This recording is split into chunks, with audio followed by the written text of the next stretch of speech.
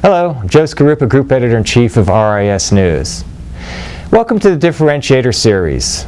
Now, recently I had a chance to speak with David Phalen, who is president of the Movado Watches Store Division. And that division recently rolled out an interesting workforce management implementation. I had a chance to speak to David about that, and here's what he had to say. Well, I'm here today with David Phalen, who is president of the Movado Company Store Division, and we're at the Woodbury Commons Mall. And Movado Company Stores has installed an interesting new workforce management solution, and it's producing some interesting results. And the reason I bring this up, David, with you is that we all know that the ecosystem inside the stores is heavily dependent on the customer to associate relationship. Tell me what's different about your new program and how it's working. Joe, thanks for the question. And actually, if I could take a step back, if you look at traditional retailing, I don't think we were much different than other people. Our schedules, our analytics was all done on a spreadsheet, Excel spreadsheet. And as I analyzed the business, I thought there were opportunities to do it better, be more efficient, get better customer service, have the better staffing at the proper hours. And again, from my perspective, what always fluctuated was traffic. Because as you know, traffic fluctuates during the day, fluctuates during the week, during the month, during the year. And so we did a project where first, without a system to implement, we said, let's understand what's the best way of doing it. And one of the things we realized is, because of the dynamic traffic, you had to have dynamic scheduling. You couldn't lock people into an 8-hour shift. You couldn't lock people into working 5 days. You had to schedule accordingly to the demands of the business. And so we looked at it from the standpoint, what are our busy days, or what we call the power hours of the days? Based upon that traffic, and then based upon what we call the shopper to associate ratio, we came up with a schedule.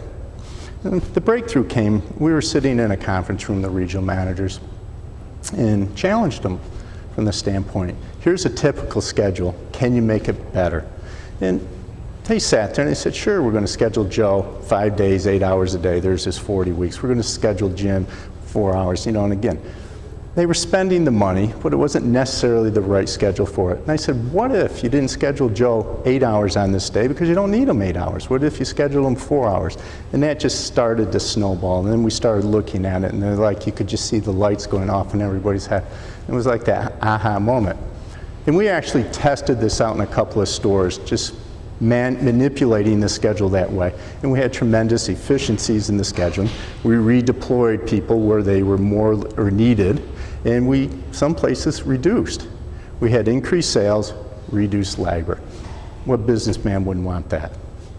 Dave, as you underwent this project, I understand some internal corporate processes had to be changed. How did you lead your company into that and making it happen? Joe, and again, my management style is, I'd say, leadership by example. And again, I don't believe in just giving direction and saying, do it because I say so. And it's very important that you get buy-in. If you get buy-in and people believe it, you have better successes. So when we started this project, I started with the regional managers. I had to have buy-in by the regional managers. Then we went to the next level, buy-in by the area managers. And then we selected 9 of our senior store managers who had been with us, let's say 10 years, got buy-in from them. That was our pilot group. We went through the whole process with them and got them to buy in. We had some interesting discoveries as we came out of it. As I say, these are our senior people. They've been doing this for a number of years. But they each had their own idiosyncrasies that was, in their mind, unique to their store, which was different from this store, different from that store. Those were inefficiencies, again, they were like, oh, yeah, I see what you mean now. And it just kind of, as I said before, grew and grew and grew. And then when we rolled it out to the whole team, everybody built on the synergies of everyone else. And now you sit there, everybody's looking at what is the efficiency, what is the best way to make a schedule to meet the business needs. It's been a huge success for us. David, from an IT perspective and a solutions perspective, tell me a little bit about that project and how you accomplished it.